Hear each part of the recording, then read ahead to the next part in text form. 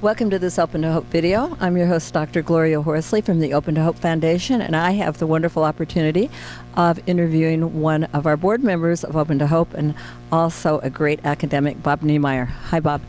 Hello, Gloria, and thank you for welcoming me. So great having you on today, and one of the things that I've really been impressed about as a bereaved parent is the fact that you've told me for many years that I don't have to give up memories of my child and that I will be able to remember them and keep those memories strong, right? Absolutely. One of the sad legacies of 20th century grief theory, as it kind of percolated into our culture, was the idea that we needed to be able to let go, to say goodbye, to kind of withdraw emotional energy from the one we have loved.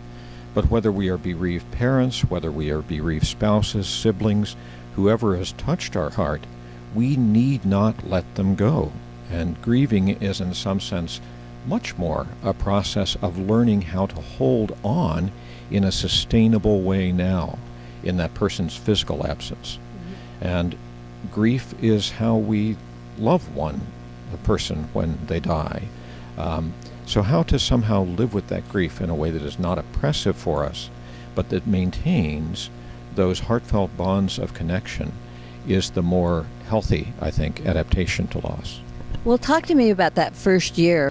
Well, I would say to live it with self-compassion, with a recognition that the hurt is there for a reason. Someone we love greatly has been slowly or precipitously ripped away from our lives. That is worth feeling bad about. But we don't need to compound the natural suffering of grief by having it become a complicated, inward, ruminative experience that separates us from other people, projects that we also love and care about.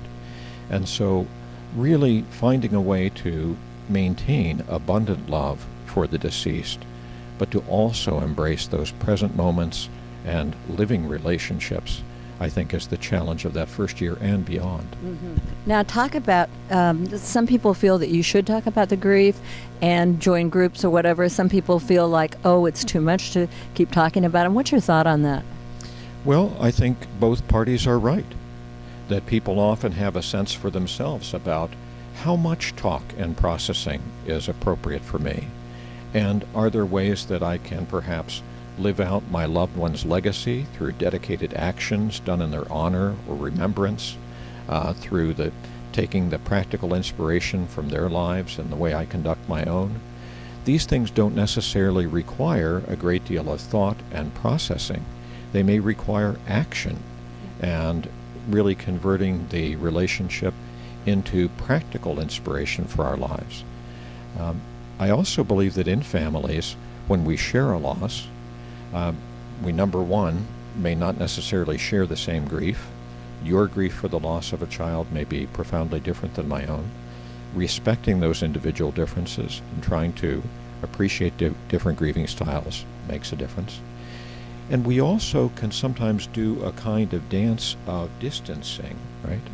Where we find a way of regulating our closeness to the one we have lost, and regulating our closeness to one another, recognizing that sometimes not talking is as important as talking.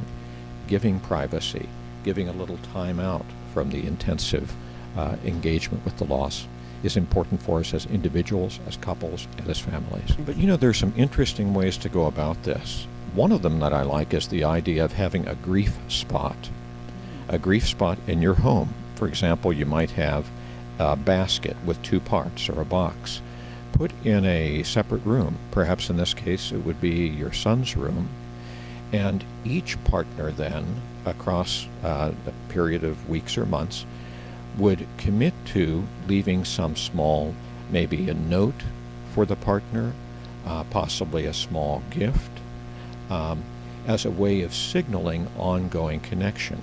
So it would just be something you would leave in the grief spot. I would commit every 2 days to going and checking that and putting something there for you in response, while taking a vow of silence not to talk about what we do there. I love that. That's a wonderful idea, wonderful couples idea, because we need some couples ideas. Yeah, and it lifts the burden of having to be ready to talk at the very same moment and yet it affirms connection, right? And gradually, of course, that may morph into more comfortable conversations across time. But initially, to give the gift of distance, to respect the need for silence as well as talking, can be an important part of the dance. Well, thank you. That's wonderful. And do you have just one piece of advice you'd like to give to the bereaved? I would say seek ways of finding meaning in your loved one's life and in your own loss. I think that processed well and deeply, loss is something that can make life more precious, can clarify our purposes, can strengthen our relationships, not only with the deceased, but with other living persons, indeed, even including those beyond our families, as we recognize more clearly than ever the universality of suffering and the need for compassionate care. So I do believe that there are gifts in grief that can be discovered across time if one is oriented toward them. Oh, thank you so much for being on the show today, Bob, and for all the wonderful work you do for everyone and in this field. You're a real gift. The pleasure is mine. Thank you for your work. Thank you for watching this video today from the Open to Hope Foundation. And we always want to say to you, if you've lost hope, please lean on ours till you find your own, and God bless.